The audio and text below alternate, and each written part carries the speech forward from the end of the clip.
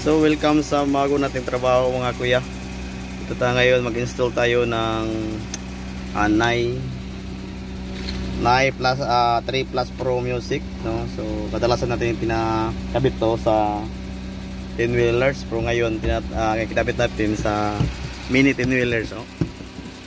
Actually mga kuya, kan pala ito, multi-cab pala to. So tingnan natin dito sa loob. So dito po yung original na wire niya ito, no? Yung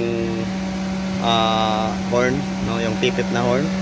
So kinuha natin yung supply, yung live at saka yung ground galing sa switch natin. So dinala natin doon sa loob, pinasok at kumuha tayo ng isang wire para sa horn natin. Yung horn na original, kinabit natin sa ground yung isa papunta sa loob sa relay. At saka ito isang wire po galing po dito sa relay din. Kasi nakabit tayo ng bagong horn, yung air horn, yung may sarili pong motor. Dito po sa lalim natin tinakabit. Dito yan, sa lalim. Tuloy tayo mga kuya. Ito po yun. Papunta po yung 87 sa ating horn, no? Yung air horn. Tapos yung 30 galing po yan sa fuse. Yung 86 ground po yan, steady ground. Yung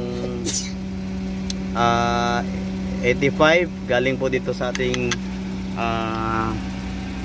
music horn. Yung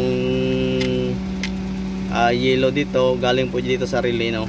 Yung sa original natin na connection. Paglabas ng live dyan, pupunta yan sa ating musical horn. Tapos yung pag connection nito, yung isa na lang yung connection, yung sa live at saka yung dito sa contact point niya at saka dito sa kanyang supply papunta ng ating Nai horn, no? So yan lang, try natin. So medyo kuwan lang ang gagawin natin maya.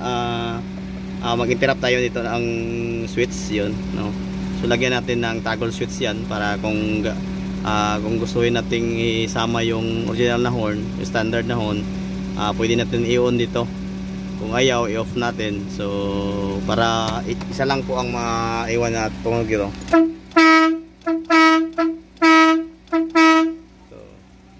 So ayan na mga guys, salamat po. So maraming salamat. Yan po mga araw, shout out sa may-ari.